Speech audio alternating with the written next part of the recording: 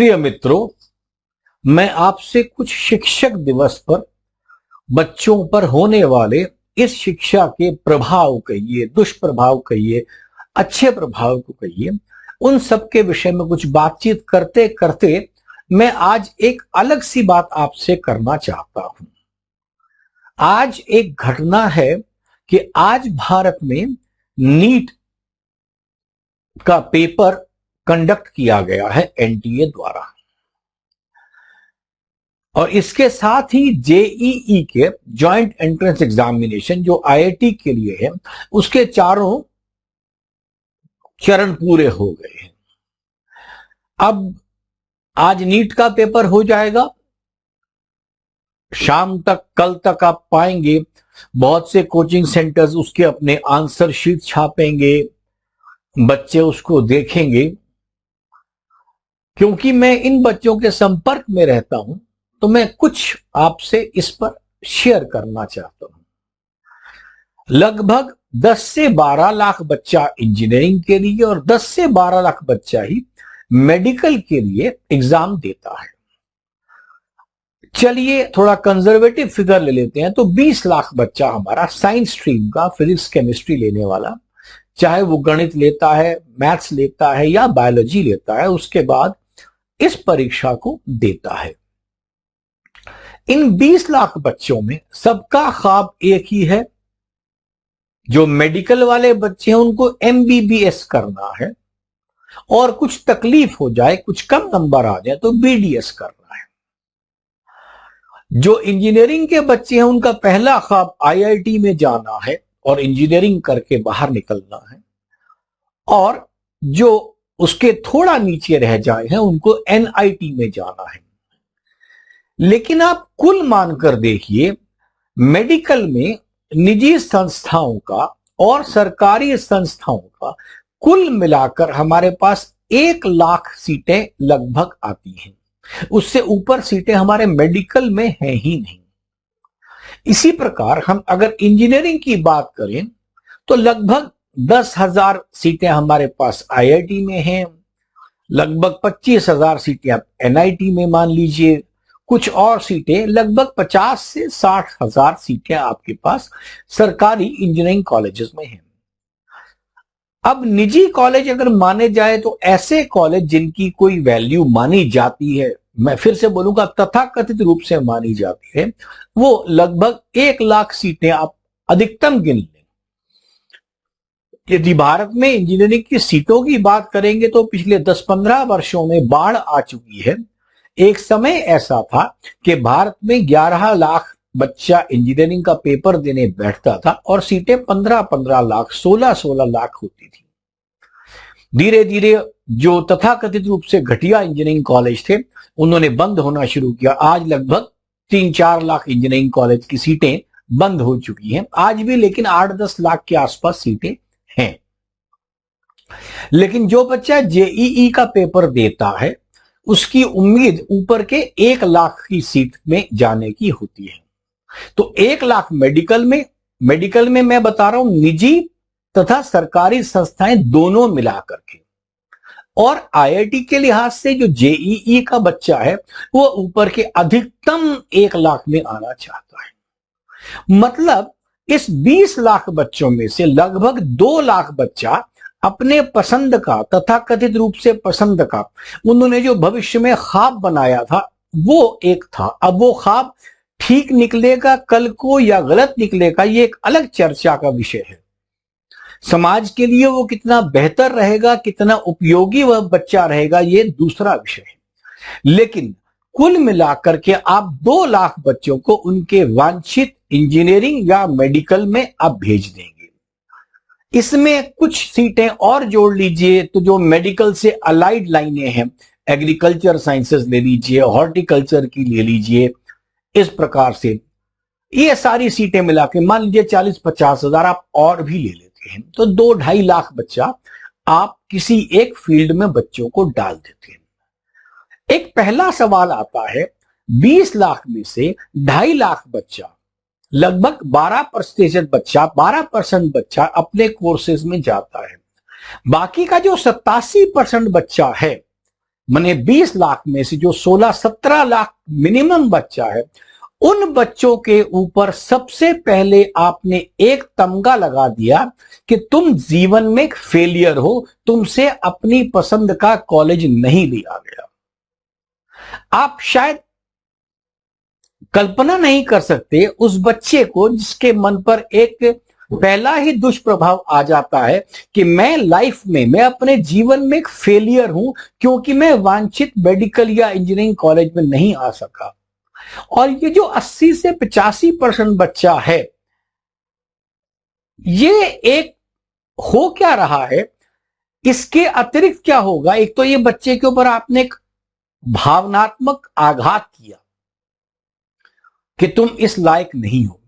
अच्छा, वैसे भी तो दूसरे शब्दों में सोचिए, ये बच्चे इससे अधिक सीटें तो मिलने ही नहीं वाली थी, लेकिन एक किसी समय एक पिक्चर भी आई थी, सपनों का सौदागर। तो ये सपने उन्हें आईआईटी और मेडिकल के बेचे जाते हैं समस्त कोचिंग सेंटर्स के द्वारा। लगभग 30 वर्ष पहले जब मैं पढ़ा करता था, 25 वर्ष पहले जब मैं पढ़ा करता था, तो न तो लोगों में इतने बड़े ख्वाब होते थे कि हर एक को इंजीनियर या डॉक्टर ही बनना है, और न ही हमको सिर पर चढ़ाने वाले इतने बड़े कोचिंग सेंटर्स होते थे। आज इन कोचिंग सेंटर्स के लिए ये बहुत ही बड़ा एक प्लेटफॉर्म है, बहुत बड़ा बिजनेस बन चुका है। आप इसके बिजनेस की कल्पना इस रूप से लीजिए कि बायजूस ने पिछले दिनों, जो आज करोड़पति का एक स्पॉन्सर भी है, पिछली बार कौन बनेगा करोड़पति का स्पॉन्सर था? वेदांतु। आज स्पॉन्सर है बायजूस। और पीछे समाचार यह भी आया कि 73,000 करोड़ रुपए में उन्होंने आकाश की बोली लगाई है, आकाश इंस्टीट्यूट की।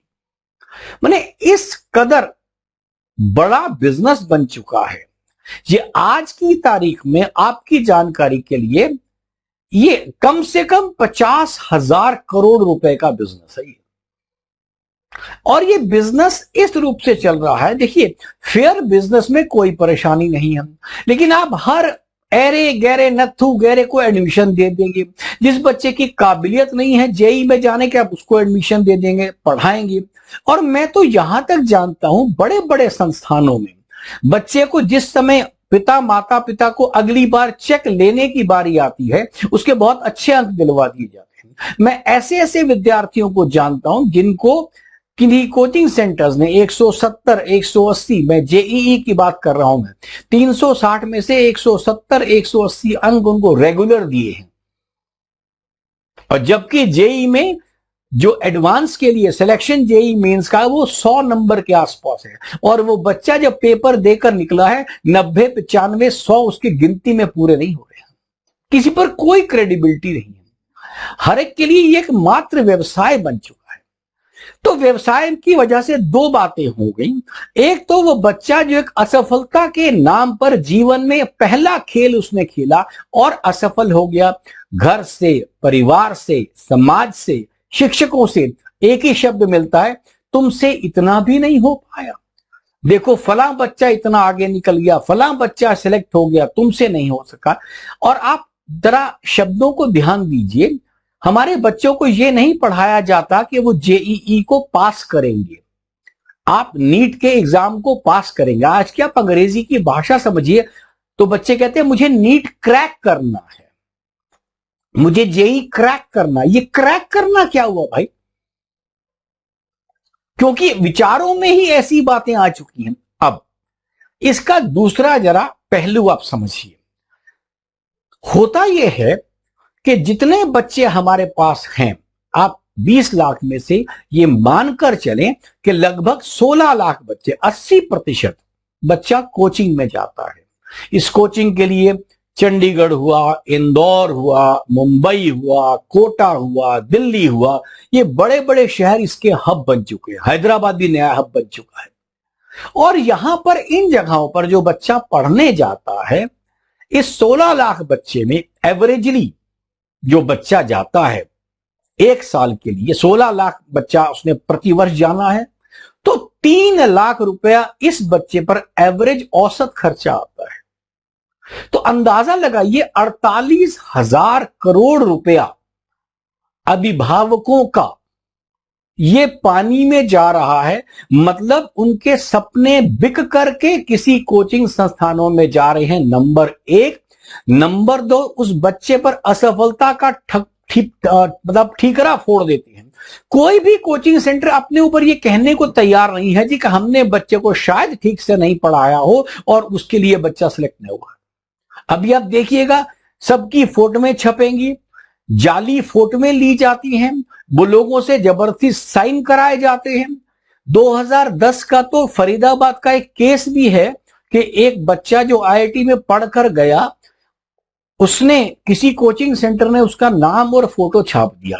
उसने वो नाम और फोटो को मना कर दिया। उसके ऊपर उसने दिल्ली पुलिस के अंदर कि मेरी जान को खतरा है, प्रेसिडेंट तब प्रणब मुखर्जी हुआ करते थे, उनको चिट्ठी तक लिखी और ये चिट्ठी आपको आज इंटरनेट पर मिल जाएगी। इस हद तक एक कोचिंग शिक्षण संस्थान, शिक्षा कितना पवित्र काम माना जाता था, क्या ये उतना पवित्र रहा है?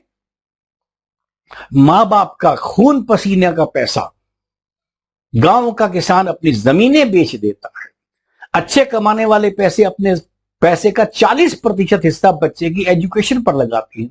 किस ख्वाब में कि मेरा बच्चा आईआईटी में चला जाएगा, मेरा बच्चा इंजीनियरिंग में चला जाएगा। और जब वो बेचारा आईआईटी में या मेडिकल वाला बच्चा मेडिकल में नहीं जा पाता, उस बच्चे पर तो दुष्प्रभाव होता ही है। अब देखिए, इसके बाद दूसरी चीज क्या होगी, जितने बच्चों की लिस्टें होंगी ना इंटरनेट के ऊपर, जैसे ही आप किसी साइट से ढूंढना चाहते हैं कि मुझे मान लीजिए नीट के पेपर का सोल्यूशन चाहिए, जेई के पेपर का सोल्यूशन चाहिए, तो हर इंस्टीट्यूट आपसे आपका फोन नंबर मांगेगी, उस पर ओटीपी मिलेगा और आपका ईमेल आईडी मांगेगी। फिर इन्होंने क्या करना, अगली बारी में आपके घरों में फोन करना शुरू करना है। आपने पिछली बार तैयारी करी थी, आप असफल हो गए थे, आप हमारे पास आइए, हम आपको पढ़ा देंगे। मतलब उसको एक शुद्ध ग्राहक समझ कर लूटा जाता है। कहीं पर कोई मोरालिटी किसी बात की रहती है कि नहीं रहती? अब जहां पर बच्चा निकल जाता है वो बड़ी बड़ी फोटो में छापेंगे। आप मुझे ये बताइए, यदि कोई बच्चा निकल जाता है मान लीजिए किसी संस्थान का, तो उस संस्थान के सारे बच्चों के निकलने की जिम्मेदारी उस इंस्टीट्यूट पर होनी चाहिए ना। वो कहेंगे नहीं, हमने इतनों को पढ़ाया, हमारे इतने बच्चे सेलेक्ट हुए, उसमें कितने बच्चे वहां आए थे इसकी कोई गिनती नहीं करता। मुश्किल से 1%, 2%, 3%। मतलब इतना बड़ा ये व्यावसायिक खेल शिक्षा के नाम पर है।